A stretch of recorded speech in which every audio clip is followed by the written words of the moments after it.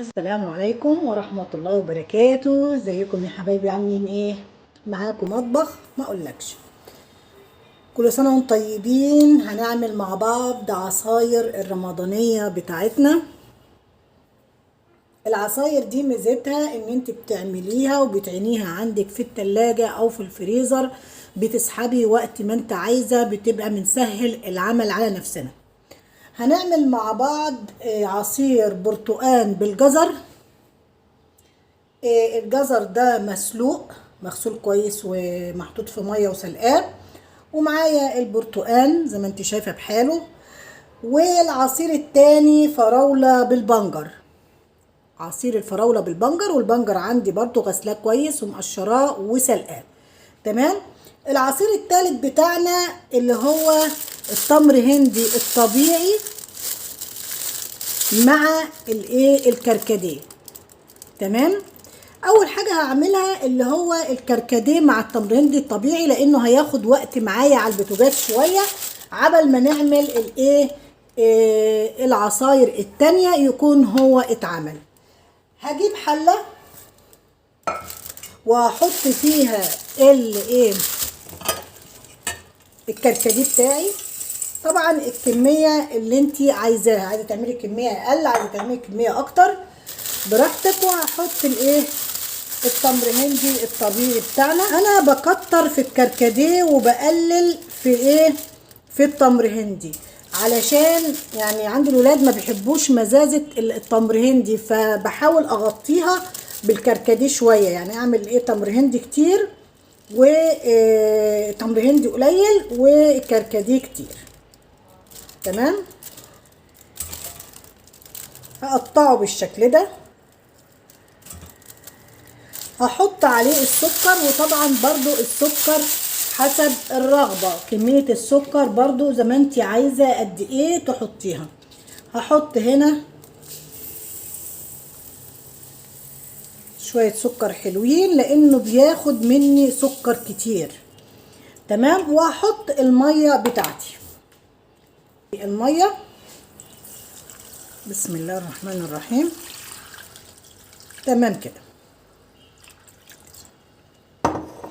هاخد بقى التمر هندي مع الكركديه ده، هحطهم على البوتاجاز، هسيبهم يغلوا مع بعض ويقصروا مع بعض بحيث يبقى عندي العصير مركز. تمام كده. كده بقى هنعمل مع بعض الفراولة مع البنجر، هنحطهم عندي هنا في الخلاط وهنضربهم معايا في الخلاط. هاخد البنجر كده. طبعا مش عايزه اقولك فوائد البنجر مع الفراوله جميله جدا. طبعا البنجر كله فيتامين حديد ومقوي للدم، وحاطله الفراوله فيتامين سي علشان تساعد على امتصاص الحديد. تمام كده. مفيده جدا، احسن من العصاير التيك اواي والتمر هندي الجاهز والحاجات الجاهزه. كل دي حاجات بتتعب اولادنا، مش صحيه تماما، مع انهم بيحبوها واجعين دماغنا عليها بصراحه. بس هنعمل ايه؟ بنحاول بقى نعمل لهم حاجات صحيه. طبعا انا حطيت زي ما انت شايفه البنجر بميته، هزود شويه ميه. طبعا السكر ده حسب الرغبه. هنضرب بقى.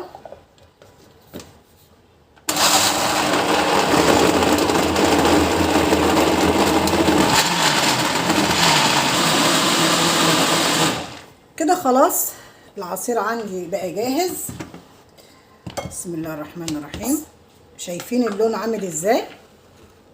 ما شاء الله اللون جميل جميل جميل.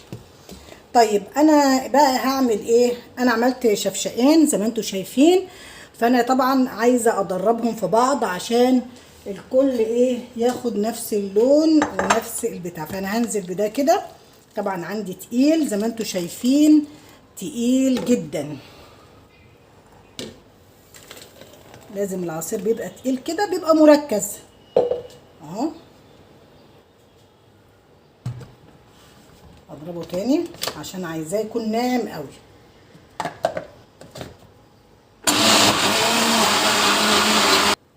كده كده خلاص العصير اصبح معايا كده انضرب كويس جدا. انا ما حطيتلوش سكر علشان انا هسيب شويه من غير سكر واحط الايه الباقي عليه سكر، لان انا محتاجه شويه كده من غير سكر للي عايز يشرب من غير سكر. تمام، فانا هامله دي كده من غير سكر. هاخد بقى كده بس شويه صغيرين هضيف عليهم السكر، والباقي كله هيمتزج معايا بالايه بالسكر. احط بقى السكر. طبعا برضو زي ما انت عايزه تخففي السكر، عايزه تقلي برضو السكر، دي حاجه ترجع للموضوع.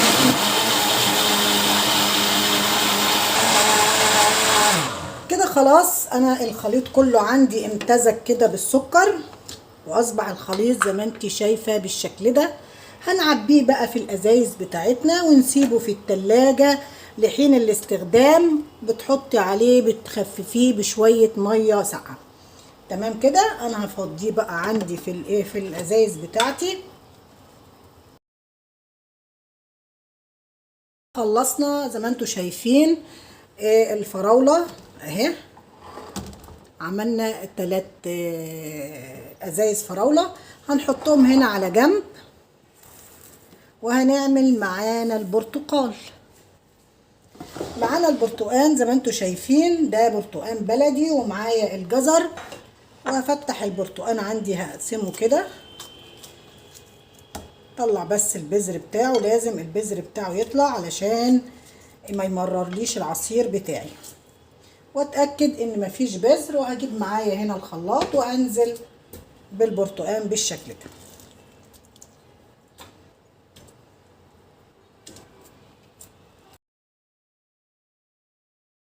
كده خلاص انا شلت البذر منه. انا مش هعمل كمية البرتقال كلها عصير، انا هعمل بس على قد الشفشق اللي انا هستخدمه. اما الباقي هشيل منه البذر وهخزنه مع الجزر في كيس في الفريزر. وقت ما احتاجه هقوم مطلعاه وضرباه في الخلاط ومصفياه. تمام كده. انا بس هعمل قدامكم بس اللي هو البرتقال بس بالجزر كده على قد الشفشق اللي هنستخدمه. وهحط طبعا الجزر برضو بميته، وهحط الجزر شويه الجزر كده. انا ما بكترش جزر برضو، انا بكتر البرتقال علشان طعم الجزر ما يضغيش على البرتقال، وايه الولاد ما يستصغوش الجزر قوي. فانت تكتري البرتقال وتقللي من الجزر. هحط بقى الميه بتاعتي. هحط السكر. تمام، وهضرب في الخلاط.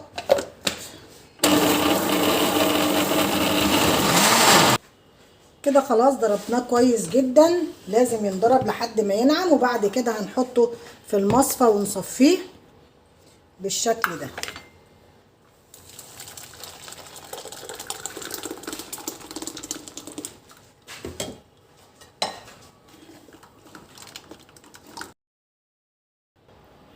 وادي العصير كده بعد ما صفيناه وحطيته عندي في الشفشق بالشكل ده. هلم بقى الليلة عندي وهعين بقى الجزر والبرتقان ده في كيس حفظ. شوية الجزر على قد البرتقان ونعينهم في الكيس ونعينهم في الفريزر على قد السحب وايه على قد العصير. خلاص هلم الليلة دي بقى كلها وبعد كده نرجع تاني فاصل.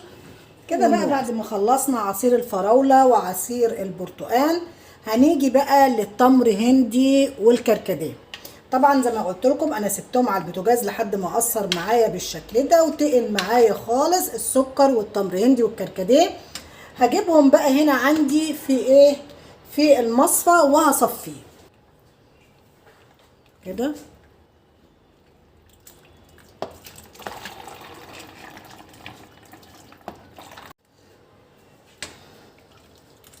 كده وهقعد بقى ايه اهرس فيه كده اهو، علشان في تمر هندي عندي عايزه كله ينزل من المصفى.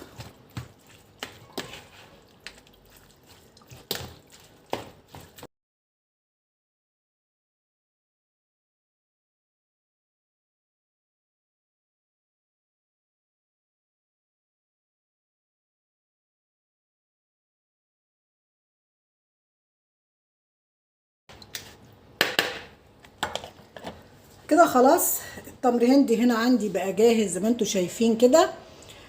حاطين عليه السكر بتاعه وتقيل زي ما انت شايفه، اصبح مركز. فاحنا هنحطه برضو عندي في ازايز او في اي حاجه حفظ، وتحطيها في التلاجة وتسحبي منها وتحطي عليها التلج او تحطي عليها الميه. هنجيب حاجه نحطها فيها. شايفين تقيل عامل ازاي؟ مركز خالص. تمام كده. هسيبه بقى لما يهدى، مش هغطيه لانه سخن. هسيبه لما يهدى وبعد كده هغطيه. زي ما انا قلتلك ده مركز، عليه سكره عليه كل حاجه، يا دوبك هتخفيه بشويه الميه ساعه التقليب وخلاص للعصير. طيب انا كده خلصت. هلم الليله بتاعتي دي وهظبط العمل، وبعد كده ايه نقدم مشروباتنا. فاصل. وكده يا حبايبي خلاص خلصنا العصاير بتاعتنا الأساسية. ممكن تخزنيها عندك وتطلعيها وتعمليها في أي وقت. كلها طبعا عصايرنا اللي احنا عملناها ديت فيها قيمة غذائية عالية وفيها فوائد كتير عالية. العصير البرتقال بالجزر ده فايدته حلوة جدا جدا جدا لأولادنا. ومعانا برضو عصير البنجر مع الفراولة مفيد جدا جدا. ومعانا التمر هندي الطبيعي بتاعنا مع الكركديه له فوائد كتيرة حلوة قوي. احنا بندور على الحاجة اللي تفيدنا وتفيد أولادنا. سيبك من التانج والحاجات السريعة والتمر هندي السريع والصوبيا السريعة. كل الحاجات ديت هي مشروباتنا رمضان مشهور بيها، بس الطبيعي مفيش احسن منه.